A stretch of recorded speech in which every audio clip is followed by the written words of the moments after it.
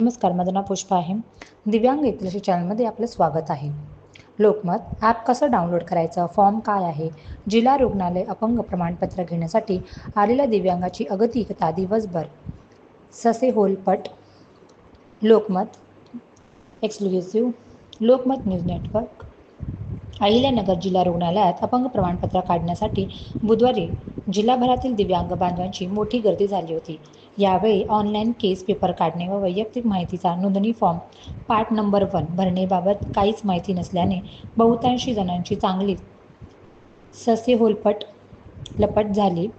वृद्ध, अशिक्षित, दिव्यांग व त्यांच्यासोबत आलेले नातेवाईक, दादा, ॲप कसं डाउनलोड करायचं, ते पार्ट नंबर 1 काय आहे, आदींबाबत अगतिकपणे विचारणा करताना दिसले. त्यांना मात्र योग्य मार्गदर्शन न मिळाल्याने मनस्ताप सहन करावा लागला.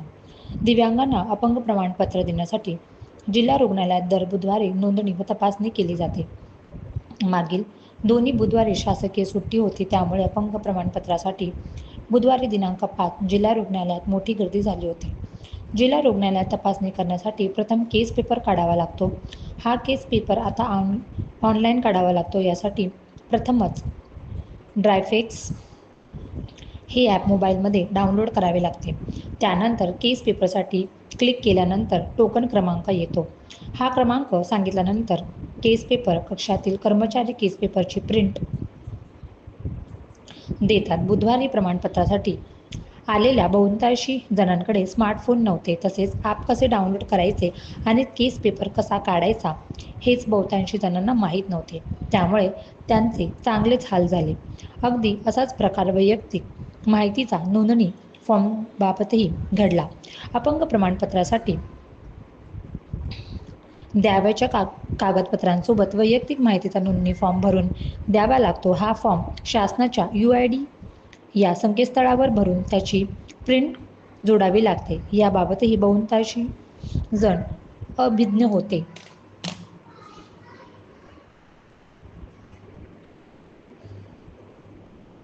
जिल्हा रुग्णालयात अपंग प्रमाणपत्र काढण्यासाठी बुधवारी जिल्हाभरातील दिव्यांग बांधवांची मोठी गर्दी झाली होती. अपंग प्रमाणपत्र काढण्यास येण्याआधी हे करा. जिल्हा रुग्णालयातील बुधवारी अपंग प्रमाणपत्र काढण्यास येण्याआधी दिव्यांग बांधवांनी प्रथम 2 ते 3 दिवस आधी शासनाच्या UID संकेतस्थळाच्या माध्यमातून पार्ट 1 फॉर्म वैयक्तिक माहिती देणे भरून त्याची प्रिंट काढून घेऊन यावी.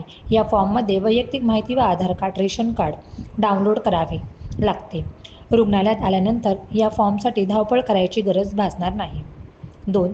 तपासणीसाठी थेट डॉक्टरांच्या कक्षात जाता येईल. तसेच सुश्रुत प्रणालीमध्ये अहिल्यानगर जिल्हा रुग्णालयाचा समावेश आहे. रुग्णांच्या सुविधेसाठी सर्व कामकाज पेपरलेस असा या योजनेचा उद्देश आहे. त्यामुळे शासनाने दिलेले ॲप डाउनलोड करून केस पेपर काढावा लागतो. यामुळे संबंधित रुग्णांची सर्व माहिती संबंधित डॉक्टर व औषध देणाऱ्यास ऑनलाईन दिसते. तसेच या सुविधेमुळे रुग्णांना रांगेत उभी राहण्याची गरज नाही, अशी माहिती जिल्हा शल्य चिकित्सक नागनाथ चव्हाण यांनी दिली. धन्यवाद.